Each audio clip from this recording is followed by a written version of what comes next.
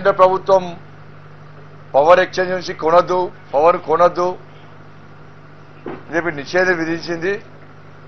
దీని ద్వారా ఉచితంగా కరెంట్ ఇవ్వలేం అని చెప్పి ఒక తప్పుడు ఆలోచనను తెలంగాణ ప్రజల లోపల నెట్టి ఫ్రీగా కరెంట్ ఇవ్వకుండా ఆపే ప్రయత్నం ఆయననే. ఫస్ట్ మొన్ననే కరెంటు ఛార్జీలు పెంచిన విషయం తెలుసు మనకు. దాదాపు సంవత్సరానికి 6,000 కోట్లకు పైగా ఆదాయం వచ్చే విధంగా ఆదాయం వచ్చే కరెంటు ఛార్జీ పెంచాడు. మళ్ళా ఈ పేరుతోని మళ్ళా నెల రోజుల పాటు మళ్ళా కరెంటు ఛార్జీలు పెంచడంలో కుట్రలో భాగమే ఇలా కేంద్ర ప్రభుత్వాన్ని విమర్శించడము, కేంద్రం ఇచ్చినటువంటి ఆదేశాన్ని ఆయనకు అర్థం కానట్టు ప్రజల లోపల విష బీజాలు నింపే ప్రయత్నం చేయడంలో భాగమే ఈ విమర్శలు.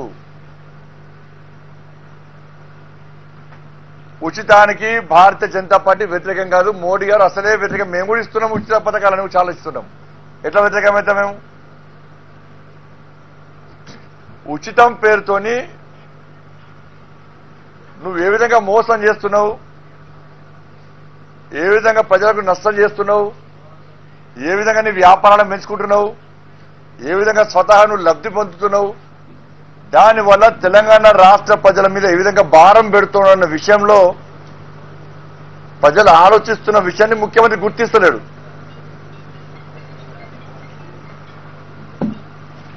కరెంట్ అనేది ఉమ్మడి జాబితాలు ఉంటుంది. నీ ఒక్కడి ఆస్తి కానీ సొంతం కాదు. అది అనేక రాష్ట్రాల్లో దేశంలో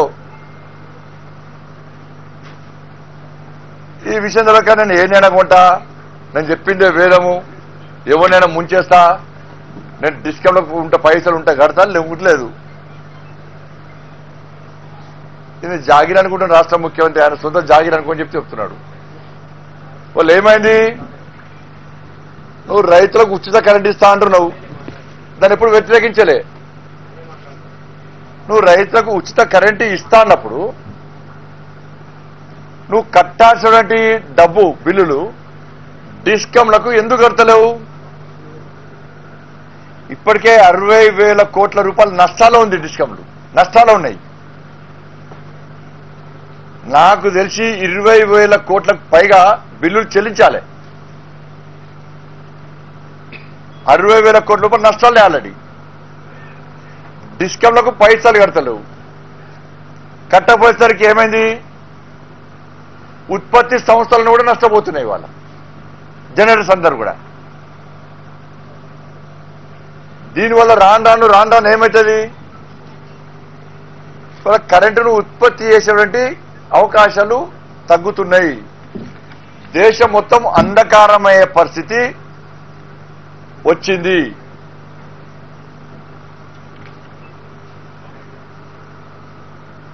ఇవాళ ఏమైందన్నా, చిట్టేస్తాం కేసీఆర్ లాంటి వాళ్ళు బాగా ఎక్కడైనా అప్పు పుట్టిస్తారు. వీళ్ళు మాట చెప్పి ఏదైనా అప్పు పుట్టిస్తారు. చిట్టులు చాలా చిట్ ఫండ్స్ ఉంటాయి, కొన్ని నిజాయితీ నడుస్తాయి. కొంతమంది నేను పోయి చిట్టేసుకుంటారు. కేసీఆర్ చిట్టెత్తుకుంటారు, ఫస్ట్ ఎత్తుకుంటారు చిట్టు, ఇది కట్టాడు కదా, మళ్ళా చిట్టెత్తుకుంటాడు. ఆ చిట్టి యజమాని పైసా ఇంటి దగ్గర కొడుతుండా, ఆయన మనలాంటి వాళ్ళ దగ్గర నమ్మి చిట్టేస్తాం మనం కూడా. కేసీఆర్ లాంటి వాళ్ళు చిట్టి ముందే ఎత్తుకుంటారు, మన కట్టాడు. యాడ మూదోడితో మళ్ళీ ఇంకొకటి చిట్టేస్తాడు, మళ్ళీ వాణ్ణి మూస్తాడు. ఇట్లా మొత్తం ముంచినాక లాస్ట్కి ఎవరు నష్టపోతున్నారు? చివరకు కట్టి అనేది సామాన్య ప్రజలు, నమ్మి కట్టిన ప్రజలు నష్టపోతున్నారు. ఇవాళ ఈ పరిస్థితి అదే. కేసీఆర్ సారు రైతులకు అందరికీ ఫ్రీ ఇస్తున్నా అంటున్నాడు. మనం డిస్కంలకు ఎందుకు కడతలేవు? మన డిస్కంలకు ఇవాళ జనరేటర్స్ ఉత్పత్తి సంస్థలు కూడా నష్టపోతున్నాయి. ఉత్పత్తి సంస్థలు నష్టం ఎక్కడ చేస్తున్నాయి? వాళ్ళు కూడా బ్యాంకు లోన్ తీసుకుంటారు. వాళ్ళు కూడా ఇవాళ జనరేటర్స్ కు ఉత్పత్తి సంస్థలు కూడా బ్యాంకు లోన్ ఇచ్చే పరిస్థితి లేదు. మరి బ్యాంకు ఎవరు పైసలు ఇస్తుంది? వాళ్ళ ప్రజల పైసలే. చివరికి భారం ఎవరు పడుతుంది? ప్రజల మీద భారం పడుతుంది. ఇప్పటికే ఈ తెలంగాణ రాష్ట్రం నుంచి 17,000 కోట్లకు పైగా ప్రభుత్వ రంగ సంస్థల నుంచి, శాఖల నుంచి డిస్కంలకు పైసలు డబ్బులు చెల్లించాలి. 17,000 కోట్లకు పైగా, నాకు తెలిసి 21,000 కోట్ల పైగానే. ప్రభుత్వ శాఖలతో పాటు ముఖ్యంగా ఇరిగేషన్ ప్రాజెక్ట్ నుంచి కూడా ఈ డిస్కౌంట్లకు డబ్బులు చెల్లించాలి. అవి కడతలేడు. ఒక హైదరాబాద్ ఓల్డ్ సిటీలోనే ప్రతి సంవత్సరానికి 1000 కోట్లకు పైగా బిల్లులు చెల్లించాలి.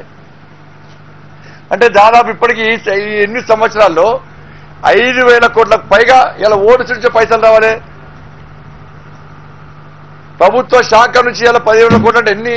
ఇవే దాదాపు 40,000 కోట్లు, 40,000-50,000 కోట్లు, 30,000 కోట్లు ఉంటుంది. వాళ్ళు ఏమైంది? ఉత్పత్తి సంస్థలకు బ్యాంకు లోన్లు ఇచ్చే పరిస్థితి లేదు. నువ్వు డబ్బులు కడతలేవు, ఫ్రీ కరెంట్ ఇస్తూ అంటున్నావు, నీ ఫామ్ హౌస్కే ఫ్రీ వాడుతున్నావు, ఓల్డ్ సిటీకి ఫ్రీ కరెంట్ ఇస్తున్నావు. నీ గజ్వేల్ ప్రాంతంలో అనేక ఫామ్ హౌస్లకు అనేక కంపెనీలకు కనీసం బిల్లు వసూలు చేస్తలేవు. ప్రభుత్వ శాఖల నుంచి ఇచ్చేటువంటి డబ్బులు కడతలేవు.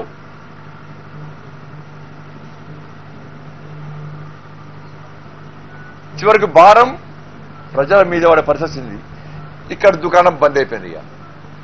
ఇక్కడ దుకాణం బంద్ అయినాక పవర్ ఎక్స్చేంజ్ కొంటాడు. పవర్ ఎక్స్చేంజ్ మీకు షేర్ మార్కెట్ లెక్కనే ఏ రోజుకు ఆ రోజు ధర నిర్ణయం జరుగుతుంది.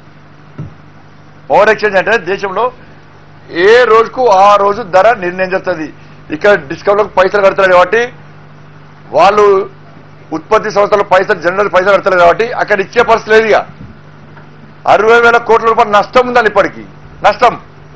కాబట్టి ఏం చేసింది? అలా వాళ్ళు ఇస్తలేరని తెలిసి పవర్ ఎక్స్చేంజ్ లో ఏ రోజుకు ఆ రోజు కొనే ప్రయత్నం చేస్తున్నాడు. ధర ఎక్కచ్చు, తగ్గొచ్చు. కొనే ప్రయత్నం చేస్తుండడం వల్ల ఇంకా మన మీద ప్రజల మీద భారం పడే ప్రమాదం ఉంది. కాబట్టి దీన్ని తగ్గించాలి. ప్రభుత్వాల నుంచి ఆయా రాష్ట్రాల ప్రభుత్వాల నుంచి డిస్కమ్లకు పైసలు కట్టాలి. ఉత్పత్తి సంస్థలను ఆదుకోవాలి. లేకుంటే రాబోయే రోజుల్లో ఈ దేశంలో చీకటి పరిస్థితులు వచ్చేటువంటి ప్రమాదం ఉంది. కాబట్టి దీన్ని గుర్తించిన కేంద్ర ప్రభుత్వము అనేక రాష్ట్రాలను ఇవాళ తెలంగాణ ఉంది, తమిళనాడు ఉంది, రాజస్థాన్ ఉంది, జమ్మూ అండ్ కాశ్మీర్ ఉంది, ఆంధ్రప్రదేశ్ ఉంది, మహారాష్ట్ర ఉంది, కర్ణాటక, మధ్యప్రదేశ్, జార్ఖండ్, బీహార్, ఛత్తీస్గఢ్, మణిపూర్, మిజోరం ఈ రాష్ట్రాలు ఇవన్నీ ఉన్నాయి జాబితాలో. వీటన్నిటిపై నిషేధం పెట్టింది. ఒక తెలంగాణ కాదు. తెలంగాణ నెంబర్ 1. ఇలా ఇప్పటికే మేము బకాయిలు చెల్లించినము, నిషేధిత జాబితా నుంచి తొలగించండి అని చెప్పి ఛత్తీస్గఢ్, మహారాష్ట్ర, ఆంధ్రప్రదేశ్, బీహార్, జార్ఖండ్, మణిపూర్ రాష్ట్రాలు పూర్తిగా డీటెయిల్ రిపోర్ట్ ఇచ్చినాయి. మేము కట్టాల్సిన బకాయిలన్నీ కట్టేస్తాము, నిషేధ జాబితా నుంచి తొలగించానంటే ఈ జాబితాను తొలగించారు. నేను అడుగుతున్న రాష్ట్ర ముఖ్యమంత్రి, నువ్వెందుకు జాబితా ఇస్తలేవు?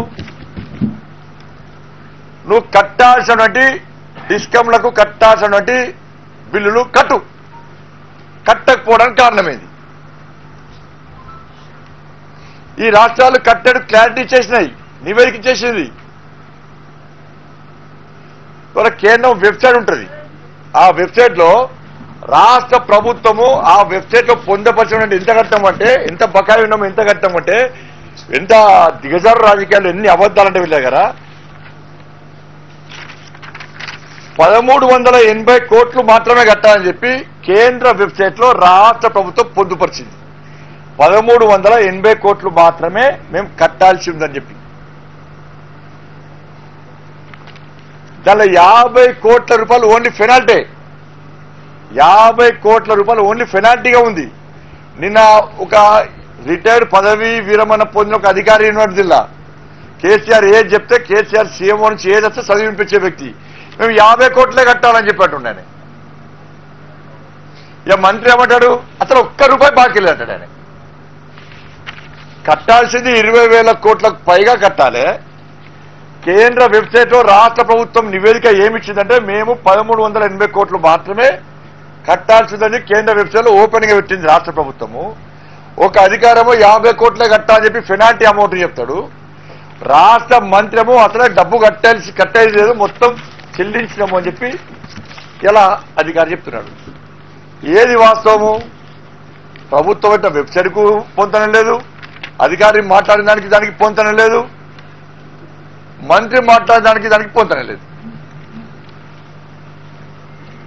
ఇవాళ ఏమైంది? దీని పేరుతో ఏం చేయాలి? రాష్ట్ర ముఖ్యమంత్రి కరెంటు ఛార్జీలు మళ్ళీ పెంచాలి. 4100 కోట్లు ప్రజల నుంచి ఈ సంవత్సరం ఇప్పటి నుంచి వసూలు చేయాలని చెప్పి వచ్చే నెలలో ఈ ఛార్జీలు కరెంటు ఛార్జీలు మళ్ళా పెంచాలని చెప్పి రాష్ట్ర ముఖ్యమంత్రి కుట్ర చేస్తున్నాడు. ఫ్రీ కరెంటు ఇవ్వకుండా ఆ నేరాన్ని కేంద్రం మీద నెట్టే ప్రయత్నం చేస్తున్నాడు. ఫ్రీ ఎక్స్చేంజ్ అంటే మీకు పవర్ ఎక్స్చేంజ్ అర్థమైంది అనుకుంటున్నారు. షేర్ మార్కెట్ అంటే సేమ్ షేర్ మార్కెటే. రేట్లు ఏ రోజు పడుతుంది ఆ రోజు రేట్లు పడతాయి, తగ్గచ్చు పెరగచ్చు, పెరిగినా కొనాలి తగ్గినా కొనాలి. డైలీ బేసిస్ కొంటారు. ఇది ఇక్కడ ఇస్తలేరు. ఇక ఇక్కడ పైసలు కట్టాలి, 20,000 కోట్ల పైసలు కట్టాలి, 60,000 కోట్ల రూపాయలు నష్టాలు జరుగుతుంది. ఆల్రెడీ ఉత్పత్తి సంస్థలు మొత్తం మూతపడే పరిస్థితి. ఇవాళ జెన్కో ఉత్పత్తి సంస్థ ఇప్పుడు దీనివల్ల దీంతో పాటు ఈ విభాగాన్ని ఈ శాఖను నమ్ముకున్నటువంటి జెన్కో ట్రాన్స్కో దాదాపు 20,000 మంది పైగా 50,000 మంది పైగా సిబ్బంది ఉన్నారు దీన్ని నమ్ముకుంటున్నారు. 50,000 మంది పైగా సిబ్బంది దీన్ని నమ్ముకుంటున్నారు. అంతకుముందు ప్రతి ఫస్ట్ రోజే శాలరీ చేస్తుండే. ఏ డిపార్ట్మెంట్ రాకుండా అరే మరి ట్రాన్స్కో డిపార్ట్మెంట్ మేము వసూలు చేసిన పైసలు మాకే, ఇలా ఉత్పత్తి చేస్తున్నాం, మేము ప్రజలకు ఉత్పత్తి ఇస్తున్నాం, మేము అందరికీ తొలగిస్తామని చెప్పి నమ్మకం విశ్వాసం ఉండే. వాళ్ళకు 50,000 మందికి ఫస్ట్ ఆర్డర్ శాలరీస్ వస్తుండే. ఇప్పుడు 10వ తారీఖైనా జీతాలు వస్తారు వాళ్ళకి. ఈ వచ్చిన పైసలు మొత్తం జీతాలే చెల్లిస్తున్నారు వాళ్ళకి. కాబట్టి మొదటి వాళ్ళ పరిస్థితి ఏంటో ఇప్పుడు జీతాలు నెక్స్ట్ వస్తాయా రావాలని పరిస్థితి. చాలా మంది అధికారులు ఈ డిపార్ట్మెంట్ బయటకు వచ్చే ప్రయత్నం చేస్తున్నారు. ఎందుకంటే ఈ మాతో అన్ని అబద్ధాలు ఆడిస్తున్నాడు. పెద్ద పెద్ద అధికారులు మాతో అన్ని అబద్ధాలు ఆడిస్తున్నారు. ఈ డిపార్ట్మెంట్ ఈ రెండు కూడా మొత్తం నాశనమే పరిస్థితి వచ్చింది, మూతపడే పరిస్థితి వచ్చింది. రేపు మమ్మల్ని ఈ 50,000 మంది ఉద్యోగులు మమ్మల్ని శపిస్తారు, శాపనార్థాలు పెడతారు. మేము ఉద్యోగాలు చేయలేము, మూతపడే ప్రమాదం ఉంది. కాబట్టి ముందే దీని నుంచి పక్కకు పోవాలన్న ఆలోచనతో చాలా మంది అధికారులు ఇవాళ ఆలోచిస్తున్న పరిస్థితి ఈ తెలంగాణ రాష్ట్రంలో కూడా వచ్చింది. హాయ్ ఫ్రెండ్స్, మా టుడే టుమారో యూట్యూబ్ ఛానల్ చూస్తున్నందుకు చాలా థ్యాంక్స్. మరిన్ని లేటెస్ట్ వీడియోస్ కోసం వెంటనే సబ్స్క్రైబ్ చేయండి. అలాగే ఈ బెల్ ని కూడా రింగ్ చేసేయండి. మా నోటిఫికేషన్స్ అన్ని మీ మొబైల్లో వస్తాయి. అలాగే మా వీడియోస్ మీకు నచ్చితే లైక్ చేయండి, షేర్ చేయండి, నచ్చకపోతే కామెంట్ చేయండి.